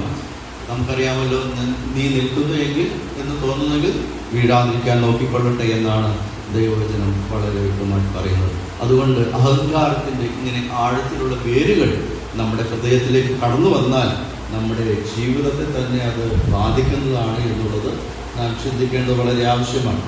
അഹങ്കാരത്തിൻ്റെ പ്രഥമ വേരുകൾ എവിടെ നിന്നാണ് വരുന്നത്? നമ്മുടെ സ്വയത്തിൽ നിന്നാണ് കടന്നു വരുന്നത്. ഓബദ്യാവിൻ്റെ പുസ്തകത്തിൽ 3-4 വാക്യങ്ങൾ അതാണ് പറയുന്നത്. അവരുടെ അഹങ്കാരം അവരുടെ സ്വയത്തിൽ നിന്ന് കടന്നു വന്നതാണ്. എന്നാൽ ദൈവം അവരോട് പറഞ്ഞു, നീ എത്ര തന്നെ ഉയർന്നു, നീ ആകാശത്തിൻ്റെ ഇടയിൽ നക്ഷത്രങ്ങളുടെ കൂടെ വെച്ചോ, നീ എവിടെ ചെന്ന് പാർത്തു, അവിടെ നിന്നെല്ലാം ഞാൻ നിന്നെ ഇറക്കും. കഴുകനെ പോലെ ചെറുകടിച്ച് നീ ഉയർന്നു, അവിടെ നിന്നും ഞാൻ നിന്നെ താഴ്ത്തും. ഇവളവരെ നാം ആത്മീയമായിട്ടുള്ള കാര്യങ്ങൾക്ക് മൂല്യച്യൂതി നൽകിക്കൊണ്ട് നാം നമ്മുടെ അഹന്തയെ വർദ്ധിപ്പിച്ചുകൊണ്ട് നാം മുന്നോട്ട് പോയി കഴിഞ്ഞാൽ നമ്മുടെ ജീവിതം താറുമാറാകും എന്നുള്ളതിന് യാതൊരു സംശയമില്ല. യെശയ്യാപ്രവചനം 14-ാം അധ്യായത്തിൽ സാത്താനുള്ള ബന്ധത്തിൽ ലൂസിഫറിന്റെ കാര്യം അവിടെ പറയുമ്പോൾ അറിയാമല്ലോ, അവൻ എന്താ പറഞ്ഞത്? ഞാൻ മേഘോന്നതങ്ങളിലേക്ക് കയറും, ഉന്നതങ്ങളിലേക്ക് കയറും, അവിടെ കയറും, ഇവിടെ കയറും എന്നാണ് അവിടെ പറഞ്ഞത്. പക്ഷേ അവനെ താഴെ ഇറക്കുന്നതായിട്ടുള്ള കാര്യത്തെക്കുറിച്ച് അവിടെ പറഞ്ഞിരിക്കുന്നതായിട്ട് നമുക്ക് കാണുവാൻ, അത്യുന്നതനോട് സമനാകും എന്ന് പറഞ്ഞതായിട്ടുള്ള കാര്യം നമുക്ക് കാണുവാൻ കഴിയും. ഇത് ആദ്യം മുതലേ മനുഷ്യൻ്റെ ജീവിതത്തിലുണ്ട്. എന്താണ്? സ്വർഗത്തോളം എത്തുന്ന കാര്യങ്ങളൊക്കെ ചെയ്യാനായിട്ട് മനുഷ്യൻ അവിടെ പരിപാടി ഇട്ടത് ആദ്യ പുസ്തകങ്ങളിൽ നമുക്ക് കാണുവാൻ കഴിയും. ഇതൊക്കെ സാത്താൻ്റെ മനോഭാവമാണ്. പ്രിയമുള്ളവരെ, ഇതൊക്കെ പറയുന്നത് നമുക്ക് ഇതൊക്കെ ആവശ്യമുണ്ടോ? ഉണ്ട് പ്രിയമുള്ളവരെ. നമ്മെ തന്നെ ജീവിതത്തിൽ നിന്ന് വിലയിരുത്തിയാൽ നമുക്ക് മനസ്സിലാക്കാൻ കഴിയും എത്രയോ തെറ്റുകളാണ് അരുതാത്തതായിട്ട്, വേണ്ടാത്തതായിട്ട്. അത് ചിന്തിക്കേണ്ട ആവശ്യം നമുക്ക് ആവശ്യം ഉണ്ടാകുന്നില്ല. പക്ഷെ നാം അത് ചിന്തിച്ചു പോയി. തെറ്റാണ് പ്രിയമുള്ളവരെ. ഇത് സാത്താൻ്റെ മനോഭാവം നമ്മുടെ ജീവിതത്തിലുണ്ടെങ്കിൽ ഞാൻ എന്നുള്ള ചിന്ത ജീവിക്കുവാനായിട്ട് കഴിയേണ്ടത് വളരെ ആവശ്യമാണ്. ഓബദ്യാവിൻ്റെ പുസ്തകം പഠിക്കുമ്പോൾ അതുകൊണ്ട് ഈ കാര്യത്തിന് അതിഥി വരുവാനായിട്ട് കഴിയേണ്ടത് വളരെ ആവശ്യമാണ്. അഹങ്കാരത്തിൻ്റെ ആദ്യ വിത്താണ് ഞാൻ എന്നുള്ളതായിട്ട് ചിന്ത. രണ്ടാമതായിട്ട് കാണുമ്പോൾ ഇത് സുരക്ഷയുടെ തെറ്റായിട്ട് തന്നെ ആദ്യം ഓർത്തതാണ്. ഇവിടെ അവർ പറയുന്നത്, ഞാൻ പാറപ്പുറങ്ങളിലാണ് വസിക്കുന്നത്, എന്നെ ആരാണ് ഇവിടുന്ന് തള്ളിയിടാനായിട്ട് പോകുന്നത്? അത് ആ ഒരു ചിന്താഗതി നമ്മുടെ ജീവിതത്തിൽ കടന്നു വരാം. മറ്റൊരാൾക്ക് നമ്മെ തോൽപ്പിക്കാനായിട്ട് സാധിക്കുകയില്ല എന്നുള്ള ചിന്താഗതി നമ്മുടെ ജീവിതത്തിൽ കടന്നു വരുവാനായിട്ട് സാധിക്കും. ഇതിനോട് ബന്ധപ്പെട്ടല്ല എങ്കിലും ഒരു കാര്യം ഞാൻ പറയട്ടെ. രാജാക്കന്മാരുടെ പുസ്തകത്തിൽ എലീഷ പ്രവാചകന്റെ ജീവിതത്തിലൊരു സംഭവം. അവൻ ശൂന്യകാലത്തിയുടെ ഭവനത്തിൽ, അവർക്ക് മക്കളില്ലായിരുന്നു എന്നുള്ളത് നമുക്കറിയാം. അവരുടെ വീട്ടിൽ അവർക്ക് താമസിക്കാൻ സ്ഥലം കൊടുത്തു. അപ്പോൾ ശിഷ്യന്മാരോട് എലീശ പറഞ്ഞു, ഈ സ്ത്രീക്ക് വേണ്ടി നമുക്ക് എന്താണ് ചെയ്യാനായിട്ട് കഴിയുക? അപ്പോൾ എന്താണ് അവർക്ക് സഹായമാണ് ആവശ്യമായിരിക്കുന്നത്. അപ്പോൾ അത് അന്വേഷിക്കാൻ പറഞ്ഞു. അപ്പോൾ അവർ ചെന്ന് അന്വേഷിച്ചപ്പോൾ ആ സ്ത്രീ പറഞ്ഞ കാര്യം അറിയാമോ? എന്താണ്? ഞാൻ സ്വജനത്തിൻ്റെ മധ്യത്തിലാണ് വസിക്കുന്നത്, എനിക്കൊന്നും ആവശ്യമില്ല. അത് പറയുമ്പോൾ തന്നെ അവർക്ക് എന്തില്ലായിരുന്നു? അവർക്ക് മകളില്ല, അവർക്കൊരു മകളില്ല, ഒരു കുഞ്ഞുങ്ങളില്ല. എന്നാൽ ആ കാര്യം മനസ്സിലാക്കി അവിടെ ചെയ്യുന്നതായിട്ട് നമുക്ക് കാണുവാൻ കഴിയും. പ്രിയമുള്ളവരെ, സുരക്ഷയുടെ കാര്യമാണല്ലോ പറയുന്നത്. സങ്കീർത്തനങ്ങൾ 20 നാം വായിക്കുന്നുണ്ട്, ചിലർ രഥങ്ങളിലും ചിലർ കുതിരകളിലും ആശ്രയിക്കുന്നു. ഞാനും എന്താ വായിക്കുന്നത്? നാം യഹോവയിൽ ആശ്രയിക്കുന്നു എന്നാണ് നമുക്ക് കാണുവാനായിട്ട് കഴിയുന്നത്. അപ്പോൾ നാം ദൈവത്തിൽ ആശ്രയിക്കുവാനായിട്ട് കഴിയേണ്ടത് വളരെ ആവശ്യമാണ്. അതുപോലെ തന്നെയുള്ള മറ്റൊരു പരാജയമാണ് നമ്മുടെ ജീവിതത്തിലേക്ക് ഈ ലോകത്തിലെ ഭൗമികമായ നേട്ടം. എല്ലാവരും ചിന്തിക്കുന്നതാണ്, എൻ്റെ വീട്ടിൽ എനിക്ക് സാമ്പത്തികമായിട്ട് എനിക്ക് അല്പം ബലക്ഷയമുണ്ട്, അതൊന്ന് ലെവലായാൽ എൻ്റെ ജീവിതം സമാധാനപൂർണ്ണമാകും. എൻ്റെ മക്കളുടെ കാര്യം, അവരുടെ വിദ്യാഭ്യാസം നന്നായിട്ട് നടന്ന് അവർക്ക് നല്ല ജോലി ലഭിച്ച് സമാധാനം ആകുമെന്ന് വിചാരിക്കുന്നു. പിന്നീട് വിചാരിക്കുന്നത്, എനിക്കൊരു നല്ലൊരു വീടില്ല, ഒരു വീടുണ്ടായാൽ എനിക്ക് സമാധാനമാകും എന്നൊക്കെ ചിന്തിക്കും. പക്ഷേ എൻ്റെ പ്രിയമുള്ളവരെ, ഇതൊന്നും നമ്മെ സമാധാനപൂർണ്ണമായിട്ടുള്ള ജീവിതം നയിക്കാൻ നമ്മെ സഹായിക്കുന്നതല്ല. സമ്പത്ത് നമുക്ക് വർദ്ധിക്കുമ്പോൾ നമ്മുടെ ജീവിതത്തിൽ അതനുസരിച്ച് നമുക്ക് നാം മറ്റൊരു ദിശയിലേക്ക് മാറ്റപ്പെടുകയാണ്. സമ്പത്ത് വേണ്ട എന്നല്ല പറയുന്നത്, സമ്പത്ത് നല്ലതാണ്. സമ്പത്തുള്ളവരെ കുറിച്ച് തിരുവചനം വളരെ വ്യക്തമായിട്ട് ധനവാന്മാരായിരുന്നവരെ കുറിച്ചൊക്കെ പറയുന്നുണ്ട്, അങ്ങനെയുള്ള ദൈവദാസന്മാരെ കുറിച്ച് പറയുന്നുണ്ട്. അപ്പോൾ സമ്പത്ത് ഒരു പാവമല്ല. എന്നാൽ സമ്പത്ത് നമുക്ക് ലഭിച്ചാൽ അതിനെ നാം എങ്ങനെ വിനിയോഗിക്കുന്നു എന്നുള്ളത് ചിന്തിക്കേണ്ട ഒരു വിഷയം തന്നെയാണ്.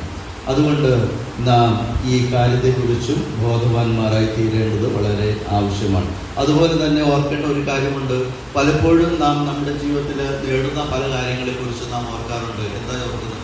ഇതെൻ്റെ കൈമെടുപ്പ് കൊണ്ട് ചെയ്തതാണ്, അത് ഒരു പാപമായിട്ടാണ് പറയുന്നത്. ആവർത്തന പുസ്തകത്തിൽ വളരെ വ്യക്തമായിട്ട് പറയുന്ന ഒരു ഭാഗമുണ്ട്. 8-ാം അധ്യായം 17-18 വാക്യങ്ങളിൽ പറയുന്നത്, എൻ്റെ ശക്തിയും, 8-17 മുതൽ 17-18 വാക്യം, എൻ്റെ ശക്തിയും എൻ്റെ കൈയുടെ ബലവും ഈ സമ്പത്തുണ്ടാക്കി എന്ന് നിന്റെ ഹൃദയത്തിൽ പറയാതിരിക്കാൻ സൂക്ഷിച്ചു കൊള്ളണം. പിന്നെ എന്ത് ചെയ്യണം? നിന്റെ ദൈവമായ യഹോവയെ നീ ഓർക്കണം. നിന്റെ പിതാക്കന്മാരോട് സത്യം ചെയ്ത തൻ്റെ നിയമം ഇന്നുള്ളതുപോലെ ഉറപ്പിക്കേണ്ടതിന് അവനല്ല നിനക്ക് സമ്പത്തുണ്ടാക്കുവാൻ ശക്തി തന്നത് എന്ന് നീ ഓർക്കണം. ഇതാണ് നമുക്കുള്ളത്. ഞാൻ എന്ത് ചെയ്താലും എന്ത് നേടിയാലും എന്നെ അതിന് സഹായിച്ചത് ദൈവമാണ് എന്നുള്ള തിരിച്ചറിവ് ഉണ്ടായിരിക്കണം. ഞാൻ പറയുവാനായിട്ട് താല്പര്യപ്പെടുന്നത്, നമ്മുടെ ജീവിതത്തിലെ ആത്മീകമാകട്ടെ ഭൗമികമാകട്ടെ, നമ്മുടെ ജീവിതത്തിലേക്ക് ഒരു നന്മ കടന്നു വന്നാൽ അതിൻ്റെ പിന്നിൽ ദൈവത്തിൻ്റെ കരങ്ങളാണ് എന്നുള്ളത് ഓർത്ത് അവന് നന്ദി നൽകാതെ പോകുന്നത് അഹങ്കാരത്തിൻ്റെ അവസ്ഥയായിട്ടാണ്. നാം പറയാറുണ്ടല്ലോ, ഒരാൾക്കൊരു സഹായം ചെയ്ത് തിരിച്ചത് നന്ദി എന്നൊരു വാക്ക് പറഞ്ഞില്ലല്ലോ, അഹങ്കാരിയാണ് പറയുന്നത്. പ്രിയമുള്ളവരെ, അതാണ് ആ കാര്യം. അതിനെക്കുറിച്ച് നാം വളരെ വസ്തുനിഷ്ഠമായിട്ട് മനസ്സിലാക്കുവാനായിട്ട് കഴിയും. ഇവിടെ ഈ ഓബദ്യാവിൻ്റെ പുസ്തകത്തിൽ ഏദോമിനുണ്ടായിരുന്ന മറ്റൊരു കാര്യം, അവരുടെ ജ്ഞാനം എന്നുള്ളത് അവർക്കൊരു അഭിമാന വിഷയമായിരുന്നു. അതിൻ്റെ 8-ാം വാക്യത്തിൽ വായിക്കുന്നുണ്ട്, അന്നാളിൽ ഞാൻ ഏദോമിൽ നിന്ന് ജ്ഞാനികളെയും ഏശാവിൻ്റെ പർവ്വതത്തിൽ നിന്ന് വിവേകത്തെയും നശിപ്പിക്കുമെന്ന് യഹോവയുടെ അരുളപ്പാട്. എന്തിനാണ് എടുത്തു പറഞ്ഞത്? അവരുടെ ജ്ഞാനവും ജ്ഞാനമുള്ളവനാണ്, ഞാൻ വിവേകിയാണെന്ന് അവന് തന്നെ തോന്നി. അത് അവന് പാപമായി തീർന്നുകൊണ്ടാണ് ദൈവത്തിൻ്റെ ആത്മാവ് പറയുന്നത്. അത് അവന് എന്താ പറയുന്നത് അവിടെ? ഞാൻ അതിനെ നശിപ്പിക്കുമെന്ന് യഹോവ അരുളി ചെയ്യുകയാണ്. പ്രിയമുള്ളവരെ, നാം ഇതും വളരെ ഗൗരവമായിട്ട് ചിന്തിക്കേണ്ടത് വളരെ ആവശ്യമാണ്. നമുക്കെല്ലാം അറിയാം എന്നുള്ളതായിട്ടുള്ള ചിന്താഗതി പലപ്പോഴും നമ്മെ ചില തെറ്റുകൾ ചെയ്യാനായിട്ട് നമ്മെ ഇടവരുത്തുന്നതാണ്. അതുകൊണ്ട് നമ്മുടെക്ക് ലഭിച്ചതായിട്ടുള്ള ഈ ജ്ഞാനം, അത് പരിജ്ഞാനത്തിൻ്റെ അവസ്ഥയിലേക്ക് കടന്നു വരുവാനായിട്ട് കഴിയേണ്ടത് വളരെ ആവശ്യമാണ്. അങ്ങനെ വന്നു കഴിഞ്ഞാൽ നമ്മുടെ ജീവിതത്തിൽ എന്തുണ്ടാകും? ഏതം അഹങ്കാരിയായിരുന്നെങ്കിൽ ഇസ്രായേല് അവർ വിനയത്തിൻ്റെ വക്താക്കളായി തീർന്നതുപോലെ നാം വിനയത്തിൻ്റെ വക്താക്കളായി തീർന്ന് നമ്മിൽ നിന്ന് അഹങ്കാരം അവസാനിക്കുമെന്നുള്ളത് നമുക്ക് കാണുവാനും കഴിയും. മറ്റൊരു കാര്യം നാം ഓർക്കുമ്പോൾ ഇവരുടെ വൈരവും അസൂയയും അത് ഒരു വിഷയമായിരുന്നു എന്നുള്ളത് നമുക്ക് കാണുവാൻ കഴിയും. സഹോദരൻ ഇസ്രായേലിനോട് ദ്വേഷം അവർ കാണിച്ചു എന്ന് നമുക്ക് കാണുവാനായിട്ട് കഴിയുന്നു. അതുകൊണ്ട് ജീവിതത്തിൽ ഒരു കയ്പിൻ്റെ വേര് പോലും മുളയ്ക്കാതെ എല്ലാ നിലയിലും അവരോട് സ്നേഹത്തോടും സൗമ്യതയോടും വിനയത്തോടും കൂടെ പെരുമാറുവാനായിട്ട് കഴിയണം. ഏതൊക്കെയുള്ള മറ്റൊരു കാര്യം നാം ഓർത്തതാണ് മറ്റുള്ളവരുടെ വീഴ്ചയിൽ സന്തോഷിക്കുന്നതായുള്ള കാര്യം. അവരുടെ വീഴ്ചയിൽ സന്തോഷിച്ചു എന്നുള്ളത് നമുക്ക് കാണുവാൻ കഴിയുന്നു. അതിൻ്റെ 12-ാം വാക്യത്തിൽ നാം അതായിരുന്നു വായിച്ചത്. നിന്റെ സഹോദരന്റെ ദിവസം അവൻ്റെ അനർത്ഥ ദിവസം തന്നെ നീ കണ്ട് രസിക്കേണ്ടതല്ല എന്ന് പറയുമ്പോൾ അവർ കണ്ട് രസിച്ചു എന്ന് നമുക്ക് മനസ്സിലാക്കുവാൻ കഴിയും. അതുകൊണ്ട് നാം അങ്ങനെയുള്ള കാര്യങ്ങളെക്കുറിച്ച് ബോധവാന്മാരായി തീരേണ്ടത് വളരെ ആവശ്യമാണ്. മറ്റുള്ളവരുടെ വീഴ്ചയിൽ സന്തോഷിക്കാതെ ഹൃദയത്തിൽ അഹങ്കാരം അകറ്റി അവരെക്കുറിച്ച് സഹതപിക്കുവാനായിട്ടുള്ള മനോഭാവം നമ്മുടെ ജീവിതത്തിൽ ഉണ്ടായിരിക്കേണ്ടത് വളരെ ആവശ്യമാണ്. അതുപോലെ ഇവർക്കില്ലാതിരുന്ന ഒരു കാര്യമാണ് ദൈവഭയം എന്നുള്ള കാര്യം. അതിൻ്റെ ഒരു അഭാവം ഇവർക്കുണ്ടായിരുന്നു എന്നുള്ളതാണ് നമുക്ക് കാണുവാനും കഴിയുന്നത്. ദൈവഭയമുള്ളവരായി ദൈവത്തെ ഭയപ്പെട്ട് ദൈവവഴികളിൽ വിശ്വസ്തരായിട്ട് ജീവിക്കുവാനായിട്ട് കഴിയണം.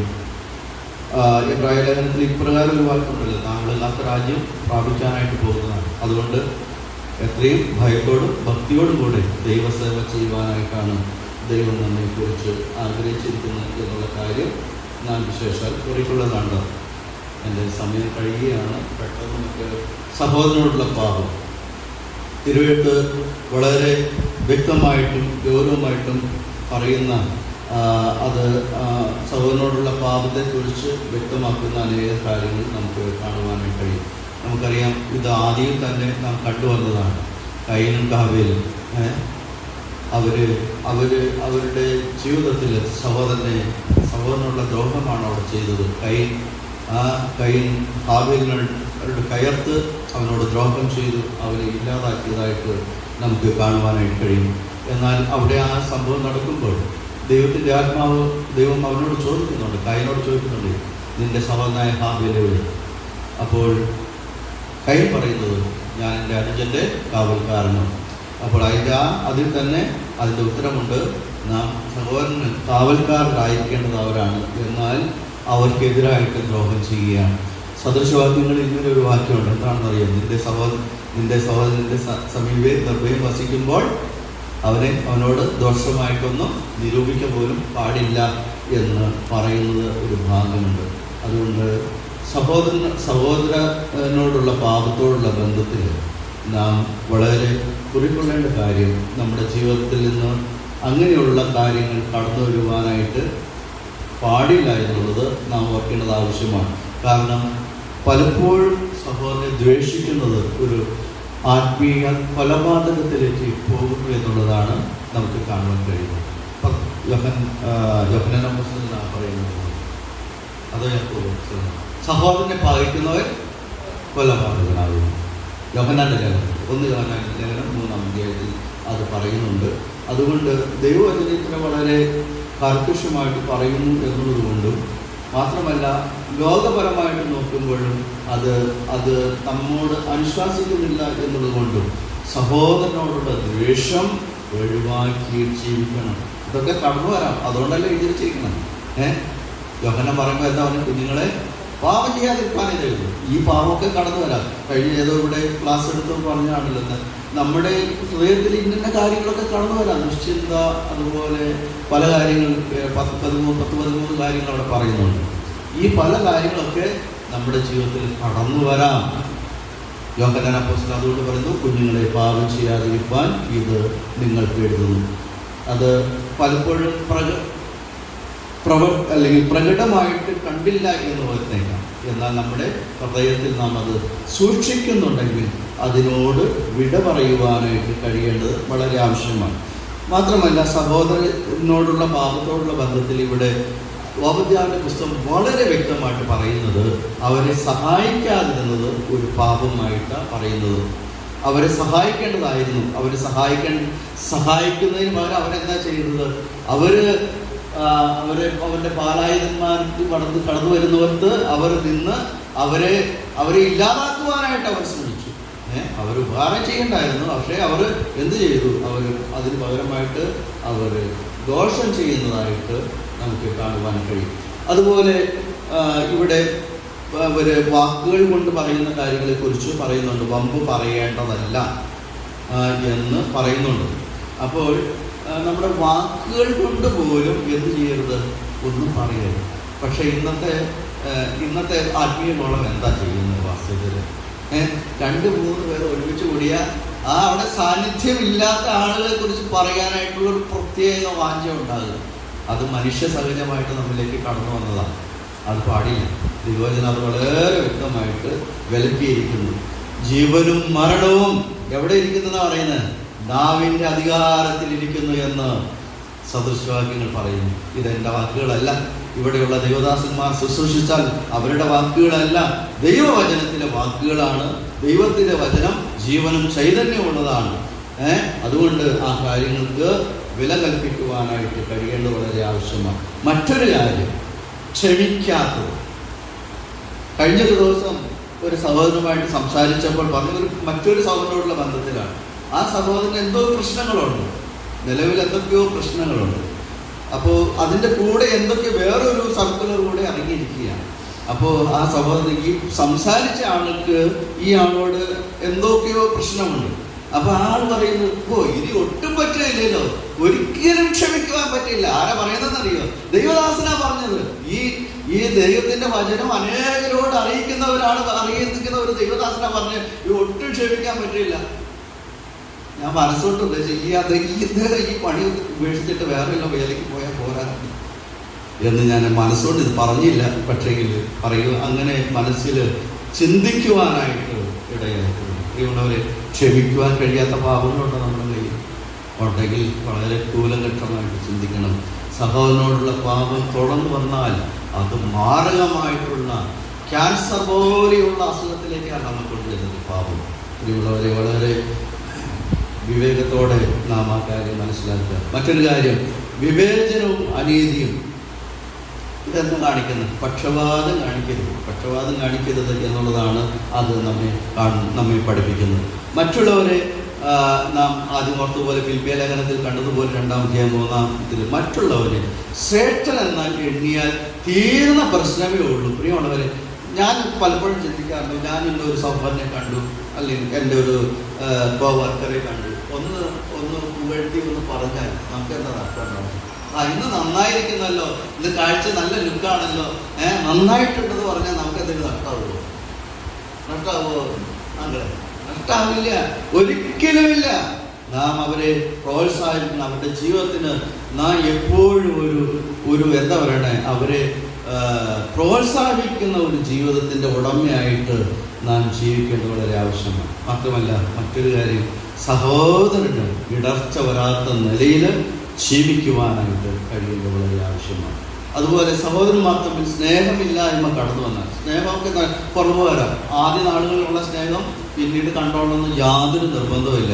പഴക്കവും തഴക്കവും ചെല്ലുമ്പോൾ എന്ത് സംഭവിക്കും? ഈ സ്നേഹത്തിന് ഏറ്റക്കുറച്ചിലുണ്ടാകും. അതുകൊണ്ടാണല്ലോ വെളിപ്പാട് പുസ്തകത്തിൽ സഭകൾക്ക് ദൂത് എഴുതുമ്പോൾ, എഫെസോസ് സഭയ്ക്ക് ദൂത് എഴുതുമ്പോൾ അവിടെ ആദ്യം നല്ല കാര്യങ്ങൾ പറഞ്ഞിട്ട് എന്താ പിന്നെ കർത്താവ് പറഞ്ഞത്? നിന്റെ ആദ്യ സ്നേഹം വിട്ടുകളഞ്ഞു. അവരവിടെ അതിനെ മാറ്റി നിർത്തിയിരിക്കുകയാണ്. പ്രിയമുള്ളവരെ, നാം ഈ സ്നേഹത്തിൽ മുന്നോട്ട് പോകണം. അതാണല്ലോ ദൈവത്തിന്റെ ആത്മാവ് ആഗ്രഹിക്കുന്നത്. 133-ാം സങ്കീർത്തനത്തിൽ വായിക്കുന്നത്, ഇതാ സഹോദരന്മാർ ഒത്തൊരുമിച്ച് വസിക്കുന്നത് എത്ര ശുഭവും എത്ര മനോഹരമാണ്. അത് മറ്റുള്ളവർക്ക് കാണുമ്പോൾ അറിയണം വേണ്ടത്. ഇത് മറ്റുള്ളവർ കാണുമ്പോൾ മനസ്സിലാക്കണം, ഇവർ സഹോദരന്മാരാണ്. നമുക്കറിയാലോ, നമ്മുടെ ഈ സഭാബന്ധത്തിന് പേര് വന്നത് മറ്റുള്ളവരെ പേര് വിളിച്ചാൽ ഞാൻ കേട്ടിട്ടുള്ളത്. ഇവര് സഹോദരന്മാരാണ്. അവരുടെ ജീവിതം നമുക്ക് കണ്ടിട്ട് പറഞ്ഞ് ഇവർ സഹോദരന്മാരാണ്. അങ്ങനെ പേര് വന്നെന്ന് കേട്ടിട്ടുണ്ട്. എനിക്ക് അറിഞ്ഞുകൂടാ അതിനെക്കുറിച്ച്. എന്നിരുന്നാൽ അങ്ങനെയാണെങ്കിൽ അതിലൊരു വളരെ വലിയ സത്യമുണ്ട് എന്നുള്ളത് നാം മനസ്സിലാക്കേണ്ടത് വളരെ ആവശ്യമാണ്. പ്രിയമുള്ളവരെ, ഏതൊരു സഹോദര വഞ്ചന സഹോദരനെ സ്നേഹിക്കാതെ അവർ ദ്വേഷമായിട്ട് ചെയ്തു അത് അവരുടെ ജീവിതത്തിൽ ഏറെ പരാജയത്തിന് കാരണമായി തീർന്നു എന്നുള്ളത് നമുക്ക് കാണുവാൻ കഴിയും. മറ്റൊരു മൂന്നാമത്തെ വിഷയം ഞാൻ പറയാനാണ് ആഗ്രഹിച്ചത് യഹോവയുടെ ദിവസവും ദൈവരാജ്യത്തിൻ്റെ വിജയവുമാണ്. ഒരിക്കൽ ഇസ്രായേൽ വളരെ ദുഃഖത്തോടുകൂടെ വളരെ വിലാപത്തോടുകൂടെ അവർ ആ പാട്ട് പാടി. ഇടിച്ചു കളവിന്, അവസാനം വരെ ഇടിച്ചു കളവിന് എന്ന് പറഞ്ഞ ഏതോമേല് യെരൂശലേമിന്റെ നാൾ ഓർക്കുന്ന ഒരു കാര്യത്തെ കുറിച്ച് അവർ ഓർത്തെങ്കിൽ ഇവിടെ ദൈവത്തിന്റെ ആ അരുളപ്പാട് ഓബദ്യാവിനുണ്ടാകുകയാണ്. ഏദോമിനെ നശിപ്പിക്കുവാനായിട്ട് പോവുകയാണ്. അവരുടെ മേൽ ന്യായവിധി കടന്നു വരുവാൻ പോവുകയാണ്. യഹോവയുടെ നാൾ വരുവാൻ പോവുകയാണ്. ഈ കാര്യം അവിടെ ഇത് വളരെ ഗൗരവമേറിയിട്ടുള്ള കാര്യമായിട്ട് നമുക്ക് കാണുവാൻ കഴിയും. ഏതോ ശക്തി പ്രാപിച്ചു, പക്ഷേ അവന്റെ ശക്തി അവനെ നല്ലതിലേക്ക് കൊണ്ടുചെന്നെത്തിച്ചില്ല. അവന് പലതും നേടി. അവന്റെ വാസം ഉന്നതങ്ങളിലായിരുന്നു. അവന് വളരെ സുരക്ഷിതമായിട്ടുള്ള അനേകമായ കാര്യങ്ങളുണ്ടായിരുന്നു. അവൻ തന്റെ സഹോദരനെ അവഗണിച്ചു. അവൻ തന്റെ സഹോദരന് ദ്രോഹം ചെയ്തു. അവനെ ഉപദ്രവിച്ചു, ഇല്ലാതാക്കുവാൻ ശ്രമിച്ചു. പക്ഷെ എന്താണ് അവസാനമായിട്ട് സംഭവിച്ചത്? ദൈവം തന്റെ ജനത്തെ അവൻ മറന്നു കളയുന്നവനല്ല. അവൻ അനീതിയുള്ളവനല്ല. നമുക്കറിയാമല്ലോ, അനേകമായ കാര്യങ്ങൾ ഇന്ന് ദൈവജനത്തിനെതിരായിട്ട് നമുക്ക് കാണുവാൻ കഴിയും. പക്ഷേ ദൈവജനത്തിന് വേവലാതിപ്പെടേണ്ട യാതൊരു ആവശ്യമില്ല. ആത്യന്തികമായിട്ട് നമ്മുടെ ദൈവം നമ്മോട് കൂടെയാണ്. നമ്മുടെ കർത്താവ് അതാണ് പറഞ്ഞത്, പോകുവിൻ, ലോകാവസാനത്തോളം എല്ലാ നാളും ഞാൻ നിങ്ങളോട് കൂടെ ഇരിക്കും. പക്ഷേ ഇന്ന് ദൈവജനം പലപ്പോഴും ചിന്തിക്കുന്ന കർത്താവ് എന്നോട് കൂടെ ഉണ്ടോ? കർത്താവ് എന്നോട് കൂടെ ഉണ്ടെങ്കിൽ എനിക്ക് ഈ സംഭവിക്കുന്ന എന്തിന്? എന്നാൽ ഇത് ചിന്തിക്കുന്നില്ല. എന്നെ സകല നന്മയ്ക്കായിട്ട് കൂടി വ്യാപരിപ്പിക്കുന്നവരായിരിക്കുന്ന ദൈവം എനിക്ക് ഇതും നന്മയ്ക്കാണ് ചെയ്തത് എന്നുള്ള സത്യത്തെ തിരിച്ചറിയുവാൻ കഴിയാതെ പോകുന്നു എന്നുള്ളത് നാം മറന്നു പോവുകയാണ്. പ്രിയമുള്ളവരെ, നാം ദൈവ തിരുവചനത്തിലെ സത്യങ്ങൾ അതിൻ്റെ ഉള്ള നിലയിൽ മനസ്സിലാക്കുമ്പോൾ നമ്മുടെ ദൈവം നീതിമാനാണ് എന്നുള്ളത് നമുക്ക് കാണുവാൻ കഴിയും. ദൈവം മനുഷ്യ ചരിത്രത്തിൽ ശക്തമായിട്ട് ഇടപെടുന്നതായിട്ടുള്ള ഒരു സംഭവമാണ് ഇവിടെ വിവരിച്ചിരിക്കുന്നത്. അതുകൊണ്ട് നമ്മുടെ ജീവിതം നാം വളരെ ലാഭത്തോടെ കാട്ടരുത്. നമ്മുടെ ജീവിതം എങ്ങനെയായിരുന്നു എന്നുള്ളത് ദൈവം വിലയിരുത്തുന്ന ഒരു ദിവസം വരും. എഹെസ്കേൽ പ്രവചനത്തിൽ വായിക്കുന്നുണ്ട്, ഞാൻ നിന്നോട് കാലം തീർക്കുന്ന നാളിൽ നിന്റെ കരങ്ങൾ ബലപ്പെട്ടിരിക്കുന്നു. പ്രിയമുള്ളവരെ, ഇത് ദൈവിക സത്യമാണ്. അതുകൊണ്ട് നാം അതിനെ മറന്നു പോകുവാനായിട്ട് പാടില്ല എന്നുള്ളത് നാം ഓർക്കേണ്ടത് വളരെ ആവശ്യമാണ്. അങ്ങനെ ഈ നിലയിൽ നാം ഈ വിഷയങ്ങൾ ചിന്തിക്കുമ്പോൾ നാം അഹങ്കാരം നമ്മുടെ ജീവിതത്തിൽ ഉണ്ടോ എന്നുള്ളത് ചിന്തിക്കേണ്ടത് ആവശ്യമാണ്. നമ്മളെ കണ്ടാൽ നമ്മൾ അഹങ്കാരികളാണ് ആദ്യം പറയൂ? ഇല്ല, ഒരിക്കലും പറയില്ല. എന്നാൽ നമ്മുടെ ഹൃദയത്തിൽ നാം അത് സൂക്ഷിക്കും. കണ്ടാൽ പറയില്ല, കണ്ടതല്ല ഭക്തനാണ്. എന്നാൽ നാം നമ്മെക്കുറിച്ച് വിലയിരുത്തേണ്ടത് വളരെ ആവശ്യമാണ്. നാം സഹോദരനോട് ദ്രോഹം ചെയ്യുന്നുണ്ടോ? അത് പ്രത്യക്ഷത്തിൽ ഒന്നും കാണില്ല. തെറ്റായിട്ട് നാം ചിന്തിച്ചു പോകും, മാനുഷികമാണ്. എന്നാൽ ദൈവസന്നിധിയിൽ നമുക്ക് അതിനെ പരിഹരിക്കാനായിട്ടുള്ള സാവകാശം നമുക്കുണ്ട്. ഞാനും നിങ്ങളും എല്ലാവരും ഒരുപോലെ വ്യക്തിപരമായിട്ട് അറിയുന്ന കാര്യമാണ്. അതുകൊണ്ട് ആ കാര്യത്തെക്കുറിച്ച് ബോധവാന്മാരായി തീരേണ്ടത് വളരെ ആവശ്യമാണ്. ഒടുവിൽ ദൈവത്തിൻ്റെ ഒരു ദിവസമുണ്ട്, യഹോവയുടെ ഒരു നാൾ വരുന്നുണ്ട്. ഈ സത്യത്തെ തിരിച്ചറിയണം, അത് മനസ്സിലാക്കേണ്ടത് വളരെ ആവശ്യമാണ്. അതുകൊണ്ട് നമ്മുടെ ജീവിതം കൊണ്ട് നാം വളരെ വ്യക്തമായിട്ട് മനസ്സിലാക്കേണ്ടത് നമ്മുടെ ജീവിതം കൊണ്ട് ദൈവനാമം മഹിമപ്പെടണം. നമ്മുടെ സമശിഷ്ടങ്ങൾക്ക് അത് അനുഗ്രഹമായി തീരണം, ദേശത്തിന് അനുഗ്രഹമായി തീരണം, കുടുംബത്തിന് അനുഗ്രഹമായി തീരണം, സഭയ്ക്ക് അനുഗ്രഹമായി തീരണം. പലപ്പോഴും പലരുടെയും ജീവിതം കൊണ്ട് അത് സാധിക്കുന്നുണ്ടോ എന്നുള്ളത് നമ്മുടെ മുന്നിലൊരു ചോദ്യചിഹ്നമാണ്. എൻ്റെ ജീവിതമുണ്ട്, എൻ്റെ ജീവിതത്തിൽ ഏകമുണ്ടോ? ഏകോവിൻ്റെ പാപം എൻ്റെ ജീവിതത്തിലുണ്ടോ? ഞാനൊന്ന് ചിന്തിക്കേണ്ടത് ആവശ്യമാണ്. എൻ്റെ സഹോദര ജാതിയായിരിക്കുന്ന ഇസ്രായേലിനെതിരായി, ദൈവജനത്തിനെതിരായിട്ട് എൻ്റെ ജീവിതത്തിൽ എന്തെങ്കിലും ഉണ്ടോ എന്നുള്ളത് നാം ചിന്തിക്കേണ്ടത് വളരെ ആവശ്യമാണ്. ഓബദ്യാവിൻ്റെ പുസ്തകം പഠിക്കുമ്പോൾ ഓബദ്യാവിനെ കുറിച്ച് ഒന്നും പറയുന്നില്ല. ഓബദ്യാവിൻ്റെ ഒരു മഹത്വം അവിടെ കാണിക്കുന്നില്ല. എന്നാൽ ദൈവത്തിൻ്റെ അരുളപ്പാട് അവനുള്ള നിലയിൽ അവിടെ പ്രഖ്യാപിക്കുന്നത് നമുക്ക് കാണുവാൻ കഴിയും. ഓബദ്യാവ് ഒരു പ്രഖ്യാപനമായിട്ട് അവിടെ നിൽക്കുകയാണ്. ഏതോ ന്യായവിധി വിധി പ്രാപിക്കുന്നവരായിട്ട് കടന്നു വരുമ്പോൾ ഏതോവിനെതിരായിട്ടുള്ള ദൈവത്തിൻ്റെ ന്യായവിധിയും അതുപോലെ ദൈവരാജ്യത്തിൻ്റെ വിജയവും ഈ പുസ്തകത്തിലെ ഒരു വിശേഷതയായിട്ട് നമുക്ക് കാണുവാനായിട്ട് കഴിയും. അതുകൊണ്ട് ഈ പുസ്തകത്തിൽ നിന്ന് നമുക്ക് തുടർന്നും ചിന്തിച്ചുകൊണ്ടിരിക്കാം. കാലഘട്ടത്തിന് മതിയായ നല്ല സന്ദേശങ്ങളാണ് ഇതിനായിട്ടുള്ളത്. അതുകൊണ്ട് നാം നമ്മുടെ ജീവിതത്തിലേക്ക് ഇതിലെ ആത്മീയ സത്യങ്ങളിൽ ഒരു രാജകീയമായ ഒരു രാഷ്ട്രത്തിൻ്റെ നിലപാടുകളായിട്ടല്ല, ആത്മീകമായിട്ടുള്ള നിലപാടുകളായി സ്വീകരിച്ച് നമ്മുടെ ജീവിതത്തിൽ അറിയേണ്ട ആത്മീയ സത്യങ്ങളെ മനസ്സിലാക്കുവാൻ കർത്താവ് നമ്മെ ഈ വചനങ്ങളാൽ സഹായിക്കട്ടെ. എനിക്കിങ്ങനെ അവസരം തന്ന ഈ സഭയോടും നേതൃത്വ സഹോദരങ്ങളോടുമുള്ള നന്ദിയും സ്നേഹവും അറിയിച്ചുകൊണ്ട് ഞാൻ എൻ്റെ വാക്കിൽ നിന്നും വിരമിക്കുന്നു. ദൈവനാമം എന്നും എന്നേക്കും വാഴ്ത്തപ്പെടുമാറാകട്ടെ. ആമേൻ.